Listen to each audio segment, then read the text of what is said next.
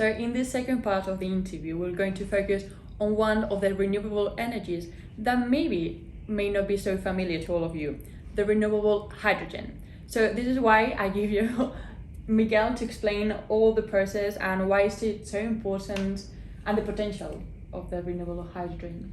So hydrogen is an element that has been used for a long time in the industry. So it's quite safe, or I would say safe, so safe as the natural gas.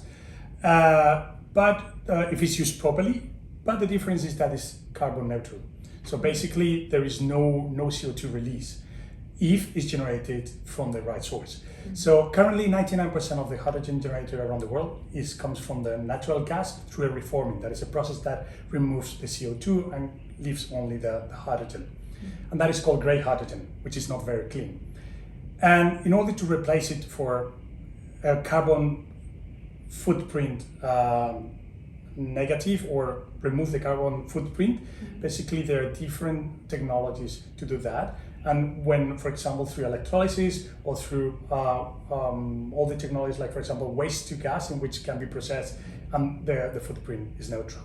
So at the end of the day, this element, that is hydrogen, can be used in the industry for power generation, can be used as a feedstock, can be used for mobility. It can be used for many different applications that in the past they were used other type of fuels, but nowadays can be used in replacement of those with a neutral carbon footprint. So interesting, and I think it's a really important energy that we'll have to look into for the future.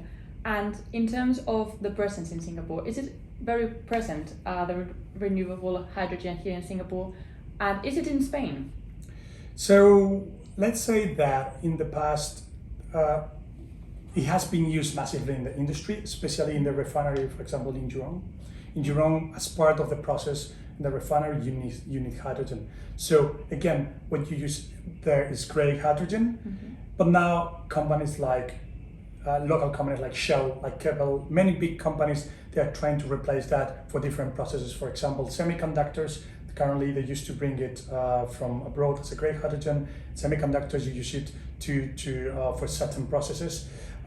Keppel, for example, is looking at that as an energy vector to power the data centers that they have in Singapore.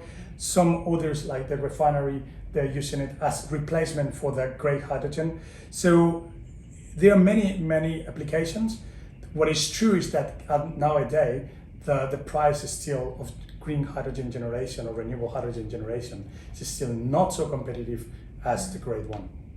Yeah, I guess so. Well, we'll go step by step. Step by step. Yes. And what is the public perception of renewable hydrogen in Singapore and in Spain?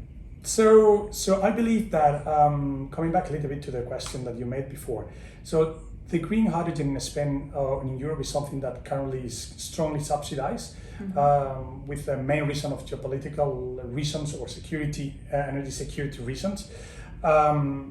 It's becoming one of the flagships of the decarbonization of the energy transition.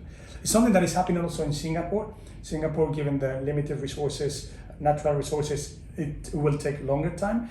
But unlike Spain that can generate their own green hydrogen, Singapore needs to work with partners or in other countries to generate and bring it over.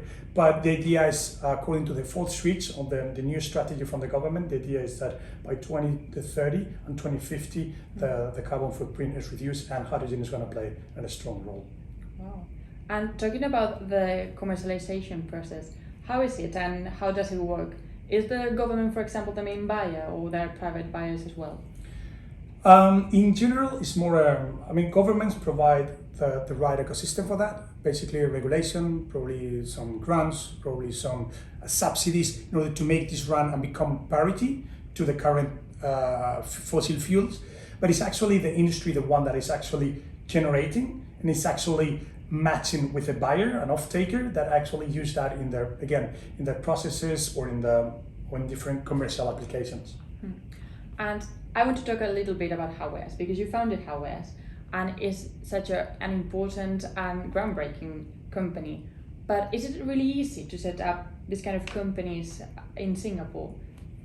So, well, I have to say that on that sense, Singapore is super, super easy. You can have the bank account, the company in less than several hours. And then what it used to take more time, that's the bank account. But now there are some digital banks that actually in less than 24 hours, you can have the company settled. I founded HAWEAS in 2018 here in Singapore. It was actually pretty easy, but now it's even easier.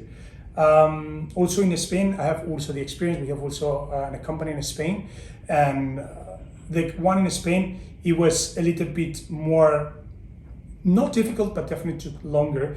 And from the perspective as an investor, I would say that Singapore is very attractive. Well, those are really encouraging words for any renewable energy company that wants to settle in Singapore. And finally, Miguel, how do you envision the future of renewable hydrogen here in Singapore and in Spain? So I think that in Europe, given the current situation with the prices of the fossil fuel, definitely the regulations on all the subsidies provided by the European Union, from Spanish state, and also at the regional level, I think that it will be implemented massively in the following 10 years, bringing down the cost of the hydrogen, which will make it more competitive with fossil fuels, and will become in certain years, probably more than 10, but in between 2030 to 2050, I know sounds long time, but in that period, it will become a major trend. Now, here in Singapore, as I was mentioning, there is no so many subsidies in terms of asset installation, for example, power plants and so on. But Singapore has something that they invest very, very largely in innovation, in R&D, something that I foresee cooperation between the Spanish companies and Singaporean companies. Spain has a lot of experience in R&D, good technologies. Singapore like to work in that field, and actually I think that there are a lot of potential synergies. So yeah, I think that it's going to be a great future for the green hydrogen. Well, thank you so much, Miguel, and I hope our audience knows and understands better the renewable hydrogen, and also it knowingly keeps an eye on the future of this type of energy. Thank you so much, Miguel, for coming. Thank you very much. And thank you for all our audience for listening. See you next time with more content in the Spanish Sling.